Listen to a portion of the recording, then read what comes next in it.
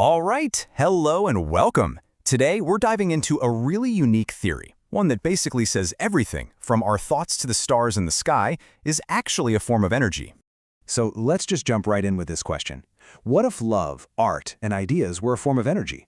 I mean, the source material here really challenges us to think bigger, right?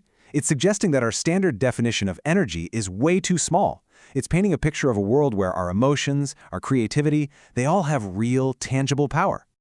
Okay, so here's our game plan. We're going to look at the master key to reality, then the two faces of energy, its unwritten rules. We'll touch on how this applies to a person versus a life, this idea of an energy battlefield, and then we'll wrap up with the final and kind of surprising rule. All right, Section 1, a master key to reality. Let's start right here. The author kicks things off with a really simple but honestly pretty profound model for understanding, well, everything. So, according to this theory, there are three universal elements. You've got consciousness, structure, and energy. And get this, the claim is that these three things are the master key to the entire universe. That's a pretty bold statement, right? It's suggesting that everything, literally everything, from a simple thought to an entire planet is just a combination of these three things. Okay, so moving into Section 2, the two faces of energy. Now, for the rest of our time here, we're really going to zero in on that third element, energy. Because honestly, this is where this whole framework takes a sharp turn away from what you might call conventional science. So how is energy defined here? Well, it's any matter or antimatter that's attached to a structure and presents its characteristics. In this view, you see, energy isn't just, heat or electricity. It's everything that has a form. A mountain, a river, your own body, even an idea. They're all seen as just collections of energy attached to some kind of structure. And this is where we see the big split. The narrow scientific theory of energy, that's all about the physical world, the capacity to do work.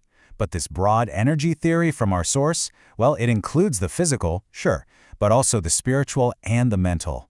It defines energy as the ability to maintain and change a state of being. That's a huge difference. And this brings us to this core duality. On one side, you have matter-energy, which acts on the physical world. Think heat, electricity, things you can measure. But on the other side, you have antimatter energy. Now, quick clarification. This isn't the antimatter you'd read about in a physics textbook. It's more of a metaphor. It's the stuff that acts on our spirit and soul. Ideas, love, hate, art, music.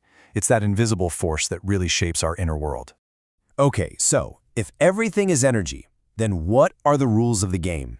Let's get into the unwritten rules of energy, because the author lays out some principles here that are, well, some are familiar and some are brand new.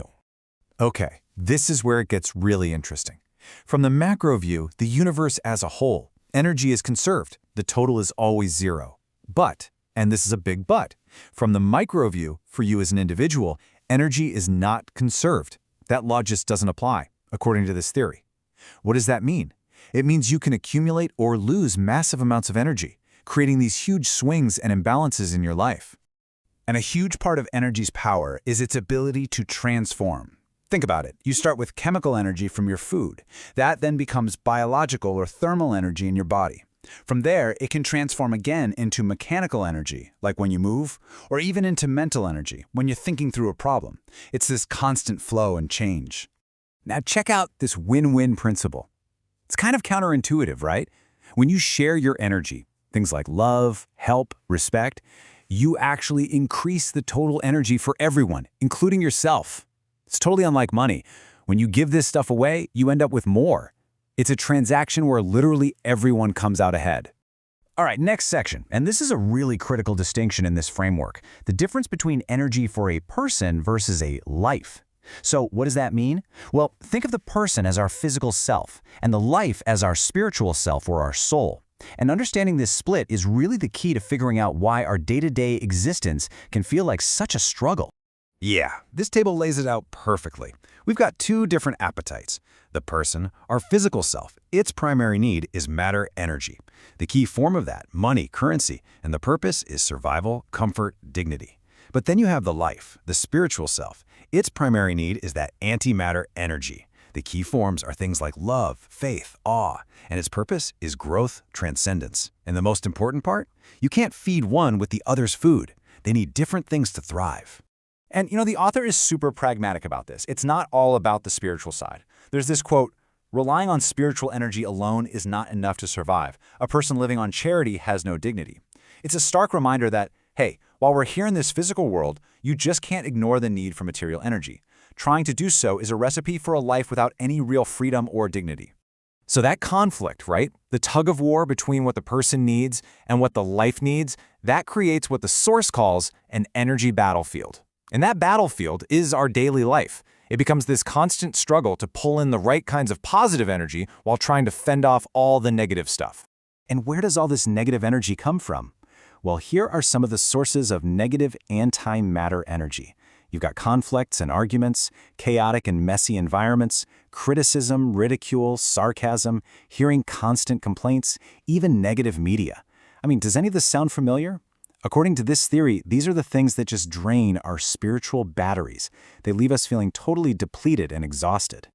So, what's the most effective defense? How do you fight back? The answer is, well, it's surprisingly simple. Escape. Seriously, the advice is that blunt. If a person, a place, a situation is a constant energy drain, the best, most effective thing you can do is to just get away from it. Of course, on the flip side, defense isn't enough. We also have to go on the offense and actively absorb positive energy. That means seeking out beautiful, orderly places, surrounding ourselves with people who actually encourage and praise us, engaging with things that bring us joy and freedom, and cultivating a strong faith or belief system. It's about consciously choosing to recharge those spiritual batteries. Okay, so that brings us to our final section, the final surprising rule. And really, everything we've talked about so far, the types of energy, the rules, the battlefield, it has all been building up to this. This is the most important point of the entire framework. And I'll tell you, it's a bit of a twist, and it kind of reframes this whole idea of just accumulating energy. Here it is. Energy sustains life, but it cannot change its quality. This quote, this is the whole key. Because after all this talk about gathering positive energy and avoiding negative energy, the author just pulls the rug out from under us. The point is, energy can sustain you. Yeah, it can make you bigger, stronger, but it cannot fundamentally change what you are. And the cabbage analogy really drives this home. Think about it. No matter how much energy and fertilizer a cabbage absorbs, it will always, always be a cabbage. It might become the biggest, most amazing cabbage ever, but it can never become a tomato. It's just not in its nature. So here it is, the big conclusion. Your structure is more important than the energy you absorb. The ultimate takeaway, the core insight of this whole thing, is that the game isn't actually about how much energy you can collect. It's about the structure you build for yourself. We're talking about your character, your consciousness, your core being. It's like, think of yourself as a magnet.